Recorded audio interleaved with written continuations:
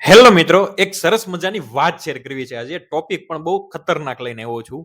ખતરનાક એટલે આમ ગળે ના ઉતરે એ ટાઈપનો કે ભાઈ આ દુનિયામાં કોઈ કોઈનું નથી.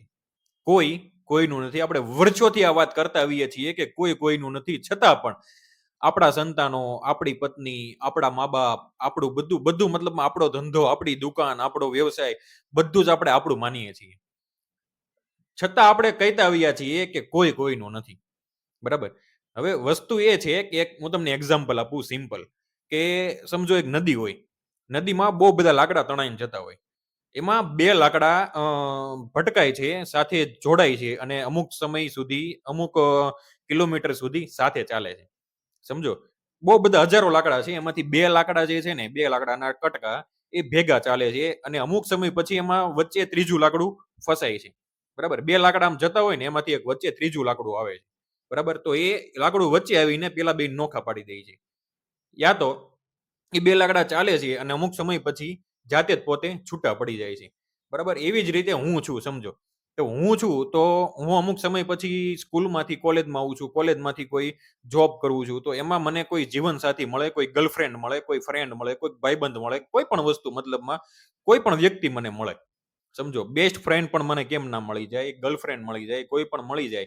તો એમાં અમુક સમય પછી સમજો વર્ષ, 2 વર્ષ, 3 વર્ષ પછી બરાબર એમ કોઈ વચ્ચે ત્રીજું માણસ આવે, કોઈ વખતે ત્રીજું વ્યક્તિ આવે. તો એ તમને બેયને છૂટા પડવી દે છે. અથવા તો તમને જે વ્યક્તિ ગમતું ના થાય, તમને જે વ્યક્તિ ગમવાનું બંધ થઈ જાય, યા તો તમે એને ગમતા બંધ થઈ જાઓ એટલે તમે નોખા પડી જાઓ. બરાબર. બ્રેકઅપ થઈ જાય. કોઈ ભાઈબંધ હોય તો એનાથી તમે છૂટા પડી જાઓ. મતલબમાં આ દુનિયામાં હકીકતમાં કોઈ કોઈનું નથી. સમજો છો ને તમે? હકીકતમાં કોઈ કોઈનું છે જ નહીં. તમે કદાચ એના માટે મરી પડો, તમે અડધી રાત્રે પણ એને કામ કેમ ના આવ્યા હોવ, પણ જ્યારે તમારે જરૂર હોય ને સાહેબ, ત્યારે કોઈ ના ઊભું રહે. બરાબર. જેવી રીતે તમે કોઈ પણ વ્યક્તિની જાનમાં જાઓ છો, વરઘોડો લઈને જાઓ છો, એમાં જાવાનું બધાયને હોય છે, પણ મંડપમાં બેસવાનું ખાલી 2 લોકોને હોય છે. બરાબર. એવી જ રીતે તમે જ્યારે મરો છો, સમજો તમે જ્યારે મરો છો ત્યારે અર્થી ઉપર સ્મશાન સુધી હજારો લોકો આવશે, પણ બળવાનું તો તમારે એકને જ છે. એટલે જોડે કાંઈ આવવાનું નથી અને કોઈ વ્યક્તિ જોડે નથી આવવાની, કોઈ વ્યક્તિ કોઈ પૈસા જોડે નથી આવવાના, કાંઈ પણ વસ્તુ જોડે નથી આવવાની. માત્ર જોડે આવશે તમારી આત્મા. એટલે તમને જે ગમે ને એ કરો. કોઈની ઉપર અપેક્ષા રાખવાનું બંધ કરી દો કે આ વ્યક્તિ મારો છે, આ વ્યક્તિ મને જે ગમે છે એ જ આ વ્યક્તિ કરશે.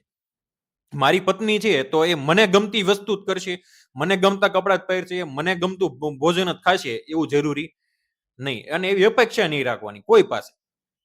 બરાબર. તો જ તમે આ જીવનમાં સુખેથી જીવી શકશો. બાકી તમને એમ હોય કે આ મારો બાળક છે, આને હું ભણાવું એ જે ભણવો જોઈએ, હું જ કપડાં પહેરાવું એ જ પહેરવો જોઈએ, હું ખવડાવું એ જ ખાવો જોઈએ, તો એ એ વસ્તુ જ પોસિબલ નથી. એટલે તમારે બધા પાસેથી તમારે ખાલી અપેક્ષા રાખવાની તમારી પાસે. બાકી તમારો ઘરનો તમારા બાળક પાસે તમારે અપેક્ષા રાખવાની નથી. તમારી પત્ની પાસે તમારે અપેક્ષા રાખવાની નથી. તો જ તમે આ જીવનમાં સુખી થઈ શકશો. એટલે ખાસ કોઈ કોઈનું નથી. સિરિયસલી કોઈ કોઈનું નથી. આ વિડીયોને છે ને સાહેબ બને એટલો ફોરવર્ડ કરી દેજો, બને એટલો શેર કરી દેજો. યુટ્યુબમાં સબસ્ક્રાઇબ કરતા જાજો, ઇન્સ્ટાગ્રામમાં ફોલો કરતા જાજો અને ફેસબુકમાં પણ ફોલો કરતા જાજો. મળીએ પછી આને પછીના એક નવા વિડીયોમાં નવા ટોપિક સાથે. ત્યાં સુધી રામ રામ.